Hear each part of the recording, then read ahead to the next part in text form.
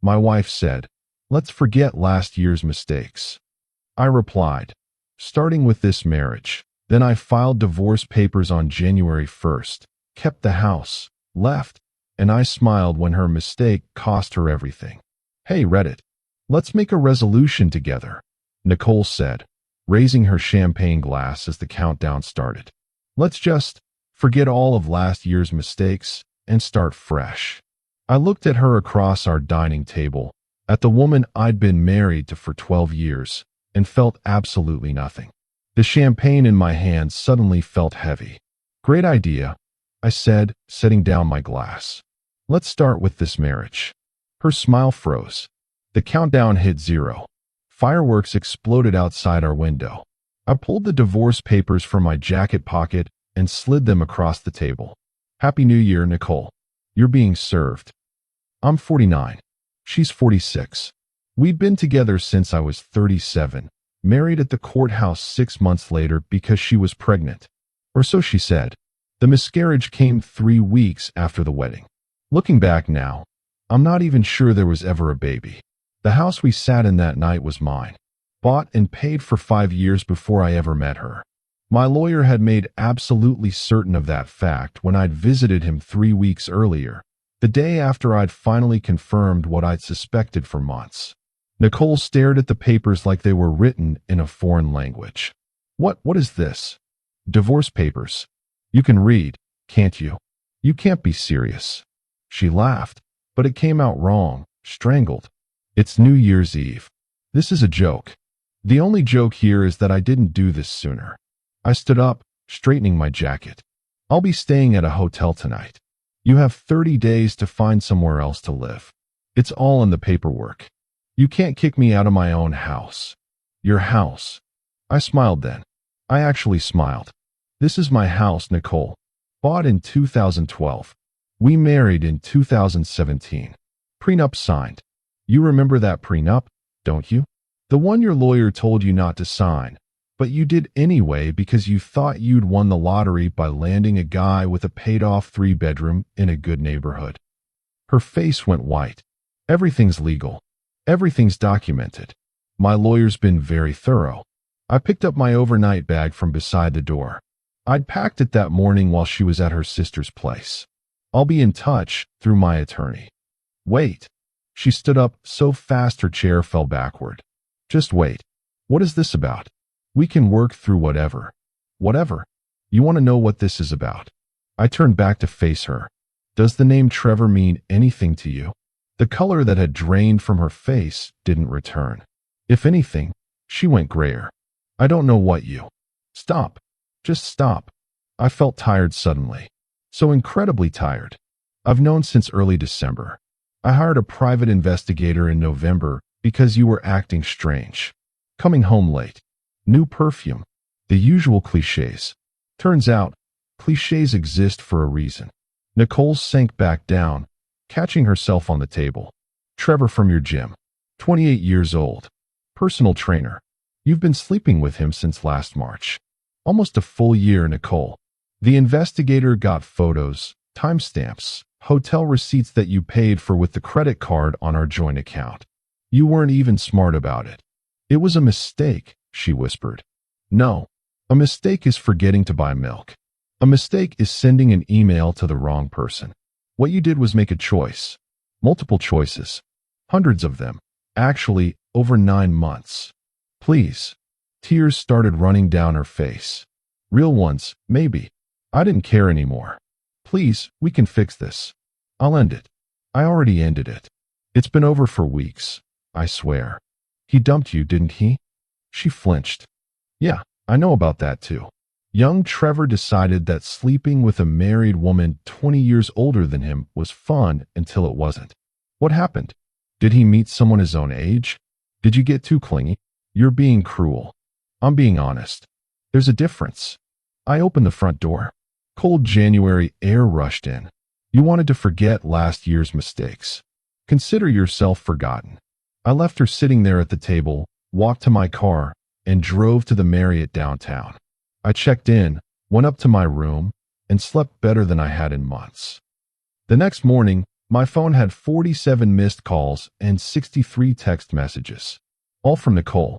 I blocked her number and texted my lawyer that she'd been served and was already attempting to make contact. His reply came fast. Perfect. Don't respond. Let her dig her own grave. I spent New Year's Day doing absolutely nothing. Ordered room service. Watched old movies. Enjoyed the silence. Around noon, my phone buzzed with a call from a number I didn't recognize. Against my better judgment, I answered. You bastard. It was Nicole's sister, Monica. What the hell is wrong with you? Happy New Year to you too, Monica. Nicole is hysterical. She called me at 3 in the morning, sobbing. You threw her out on New Year's Eve. I didn't throw her out. I left. She has 30 days to find alternative housing. It's all very civilized. Civilized? You humiliated her. She humiliated herself when she started screwing her personal trainer. I heard Monica's sharp intake of breath. Oh, she didn't mention that part. Yeah, 9 months of adultery. But I'm the bad guy for filing for divorce. People make mistakes. Why does everyone keep calling it a mistake? It wasn't a mistake, Monica. It was a deliberate, sustained betrayal. And you know what? I don't care. I'm not interested in working it out. I'm not interested in counseling. I'm done. What about the house? What about it? She has nowhere to go. She has you. She has friends. She's a 46-year-old woman with a job. She'll figure it out. I paused. Did she tell you the house is mine? Pre-marriage asset. Prenuptial agreement clearly states she has no claim to it. Monica was quiet for a long moment. You really planned this. I planned to protect myself, yes. Turns out that was smart. She hung up on me. I went back to my movie. By day 3, Nicole had apparently hired a lawyer. I knew this because my lawyer called me, laughing. She got Mitchell Henderson, he said. Guy's a shark, I'll give him that. But he's got nothing to work with. The prenup's solid? Rock solid. And she signed it willingly after a 10-day waiting period with independent legal counsel. Henderson already knows he's going to lose. He's probably charging her a fortune anyway. Good. There's something else, he said. Henderson floated the idea of her claiming she signed the prenup under duress. Apparently, she's saying you pressured her because she was pregnant. I actually laughed. The pregnancy that mysteriously ended 3 weeks after the wedding? The one where there's no medical documentation of a miscarriage because she refused to go to the hospital? That's what I told him. I also reminded him that your income at the time was substantially lower than it is now, and that the prenup was actually quite fair given the circumstances. He backed off fast. What's the timeline looking like? California's got a 6-month minimum waiting period for divorce. Given that there are no kids, no significant shared assets, and a prenup, we're looking at probably 8 months total if she contests. Less if she doesn't. She'll contest. Probably. But she'll lose, and she'll waste money doing it. Henderson will bill her hourly while he fights a battle he knows he can't win. After we hung up, I finally unblocked Nicole's number to see what I'd missed. The messages started desperate and ended angry. The progression was almost funny. Please call me. We need to talk. I know I hurt you, but we can fix this. 12 years means something, doesn't it? You're really not going to respond. Fine. Be that way. My lawyer says you can't just kick me out. This is my home too. You're going to regret this. I gave you the best years of my life. You were nothing when I met you. That last one made me laugh out loud. I'd been a systems analyst making $90,000 a year when we met. Now I was a senior IT director making twice that. She'd been a receptionist at a dental office making $30,000. She still made about the same, having changed jobs 3 times but never advancing. I'd been nothing. Right. The hotel got old after a week. I extended my stay another week anyway because the thought of being in the house while she was still there made my skin crawl. My lawyer assured me I was under no legal obligation to provide her housing and that if she refused to leave after 30 days, we could pursue eviction. Let's hope it doesn't come to that, he said. Evictions are messy. On day 12, I got a call from my boss. That was unusual. We had a good working relationship, but he rarely called my cell. Hey, got a weird question, he said. Did you and your wife split up? My stomach dropped. Why do you ask? Because someone claiming to be your wife called the office today, asking about your salary and benefits. HR shut her down immediately, obviously, but I wanted to give you a heads up. Yes, we're divorcing. She was served on New Year's Day. That explains it. She seemed pretty desperate to get information. Wanted to know about your 401k, stock options, all of it. None of which she's entitled to. Prenup. Smart man. Anyway, just wanted you to know. HR's flagged her in the system. She tries again, will threaten legal action. After that call, I contacted my bank and my investment broker. Changed passwords, added security questions, verified that Nicole had no access to any of my accounts. She'd been on one credit card as an authorized user. I removed her. I checked my credit report. Clean. My lawyer had told me to document everything, so I started a spreadsheet. Every call, every text, every attempt at contact, every weird thing she did. It felt paranoid, but he insisted. Trust me, he'd said. If this gets ugly, you'll want records. It got ugly. On day 15, I came back to the hotel after work to find Nicole waiting in the lobby. Hotel security was standing nearby, clearly aware of the situation. They won't let me up to your room, she said. Her eyes were red, hair unbrushed. She looked terrible. Good. They're doing their job.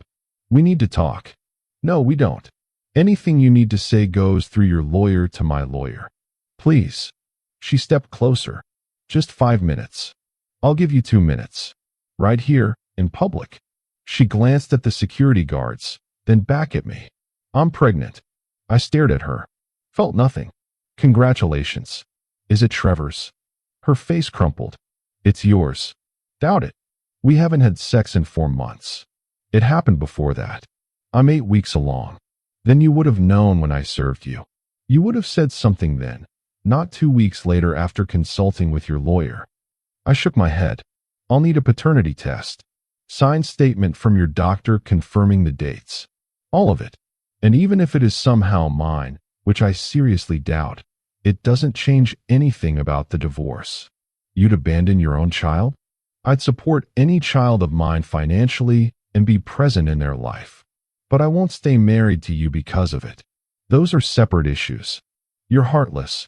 No, Nicole. I'm just done being manipulated. I turned to walk toward the elevators. Send the documentation through your lawyer. Until then, stay away from me. I'm not leaving the house, she called after me. You'll have to drag me out. I kept walking. She wasn't pregnant. My lawyer confirmed it 3 days later when he called Henderson and demanded proof. There was none. The claim disappeared as quickly as it had appeared. She's desperate, my lawyer said. Henderson probably advised against it, but she did it anyway. Stupid move. Makes her look like a liar. She is a liar. Well, now we can prove it. Day 27 came. 3 days before her deadline to vacate. I got another call from Monica. She's not leaving, Monica said without preamble. She says it's her home and you can't make her leave. Then we'll file for eviction. It'll be on her record. Make it harder for her to rent anywhere decent. Why are you doing this? Why are you being so vindictive? Vindictive would be posting the photos from the private investigator on social media. Vindictive would be telling everyone at her work what she did. Vindictive would be making her life actually difficult. I'm just enforcing my legal rights to my own property. She's my sister. I can't watch you destroy her like this. Then maybe you should have raised her better. Or maybe you should have told her not to cheat on her husband. I was getting angry now. I didn't destroy anything, Monica. She did this. She made these choices. Now she gets to live with the consequences. I hope you end up alone. I've been alone for the last year while my wife was screwing someone else. At least now it's official. On day 30, I returned to the house with my lawyer and a sheriff's deputy. Nicole had changed the locks. We had a locksmith with us. Within 15 minutes, we were inside. Nicole had barricaded herself in the master bedroom. We could hear her crying through the door. Mrs. Peterson, the deputy called out. That was her maiden name. She'd kept it when we married. You need to come out. You're trespassing on private property. "This is my house," she screamed. "No, ma'am, it's not. I have the property deed here. The house is solely owned by your husband, purchased prior to your marriage. You have no legal claim to it. You need to leave now or you'll be arrested." The door opened. Nicole looked awful. Worse than she had at the hotel. She'd clearly been living in that room, barely eating, not showering. Part of me almost felt bad. Almost. "Where am I supposed to go?" she asked quietly. "That's not my problem," I said. "You've had 30 days to figure it out. Monica won't take me. My friends won't return my calls. I have nowhere. There are extended stay hotels, apartments for rent, options." I gestured to the deputy. "But you need to leave now." She looked at me then, really looked at me, and I saw the moment she realized I meant it. That I wasn't going to cave. That there was no last-minute reconciliation coming. "I loved you," she said. "No, you didn't. You loved what I could give you. There's a difference." She gathered a bag of essentials while we watched. The deputy escorted her out. I had the locks changed immediately, installed a security camera at the front door, and finally, went home. The house was a disaster. She'd clearly stopped maintaining it weeks ago. Dishes piled in the sink. Laundry everywhere. The master bedroom smelled like depression and unwashed sheets. I spent the weekend cleaning. Threw out her stuff that she'd left behind. Donated some, trashed the rest. Had the carpets professionally cleaned. Repainted the master bedroom. By Sunday night, it felt like mine again. My lawyer called Monday morning. Henderson withdrew from the case. What? Apparently, Nicole stopped paying him. He filed a motion to withdraw as counsel. She's representing herself now. That's not good for her. No, it's not. But it's great for us. Makes everything faster. The divorce moved forward quickly after that. Nicole didn't show up for the first hearing. The judge was not pleased. He ruled in my favor on every contested point, which was basically all of them since Nicole had decided to fight the prenup despite having no grounds. At the second hearing, she did show up. She looked better, at least. Clean clothes. Hair brushed. But she was thin, too thin, and had dark circles under her eyes. Her arguments to the judge were incoherent. She rambled about being blindsided, about giving her best years to the marriage, about deserving half of everything. The judge cut her off. "Mrs. Peterson, you signed a prenuptial agreement. You had independent legal counsel. You had time to review it. The agreement is valid. The house is Mr. Peterson's separate property. You have no claim to it. The joint accounts will be split according to the prenup, which gives you exactly what you contributed and half of the interest earned. Do you have any actual legal argument to present?" She didn't. She just cried. The judge granted the divorce. Cited irreconcilable differences. Didn't mention the adultery, didn't need to. It was done. I ran into Trevor 6 months later. Pure coincidence. I was at a coffee shop near my office, and there he was, in line ahead of me. I recognized him from the photos. He recognized me too. Went pale. "Relax," I said. "I'm not going to hit you." "Look, man, I'm sorry." "Don't." I held up a hand. "I don't need your apology. What's done is done." He nodded, looking uncomfortable. How is she?" "No idea. Haven't spoken to her since the divorce was finalized." "Why? You getting back together?" "God, no." She was. He stopped himself. Crazy? Clingy? Desperate? He didn't answer, which was answer enough. "Word of advice," I said. "Don't sleep with married women. It's bad karma." He left without ordering his coffee. A year after the divorce, I was sitting on my back deck on New Year's Eve, drinking good whiskey and enjoying the quiet. My house. My peace. My life. My phone buzzed. Unknown number. I almost didn't answer, but curiosity won. "Hello." "It's me. Nicole." I should have hung up. Didn't. "What do you want?" I wanted to apologize. For real this time. Not because I want anything. Just because you deserve to hear it. "Okay. I screwed up. I screwed up everything. You were good to me, and I threw it away for something that meant nothing. I'm sorry." I sipped my whiskey. "Anything else?" "Are you happy?" "Yeah. I am." "Good. That's That's good. She sounded like she was crying. I'm not. But I guess I don't deserve to be. Nicole, you can be happy. Just not with me. And not by trying to fix what you broke. Move forward. Learn from it. Do better next time. There won't be a next time. Nobody wants a 47-year-old divorcee with nothing. That's your depression talking. Get therapy. Actually deal with your issues. Stop making yourself the victim. She was quiet for a long moment. I heard you're seeing someone. Are you keeping tabs on me? Monica ran into your coworker at the grocery store. She mentioned it. I thought about lying, decided not to. Yeah, I'm seeing someone. It's new. It's good. I'm glad. She didn't sound glad. Treat her better than I treated you. That's an incredibly low bar. She laughed, wet and sad. Yeah, it is. A pause. Happy New Year. Happy New Year, Nicole. She hung up.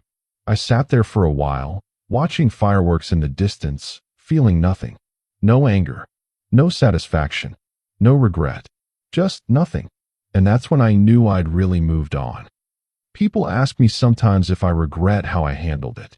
Serving her on New Year's Eve. Being so cold. Forcing her out of the house. Making it as difficult as I possibly could within legal bounds. I don't.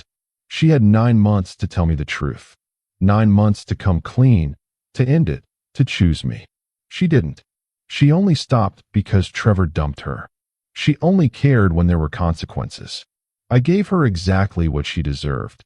The same consideration she gave me when she was sneaking around behind my back. None. Do I think about her sometimes? Sure. 12 years doesn't just evaporate. But I don't miss her. I don't miss the marriage. I don't miss any of it. What I learned is simple. People will treat you exactly as badly as you allow them to. The moment I stopped allowing it, everything changed. The house is quiet now. Peaceful. Mine. I've redecorated.